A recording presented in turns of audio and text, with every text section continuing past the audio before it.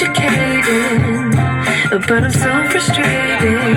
Hello to my loneliness. I guess the ignorance is bliss.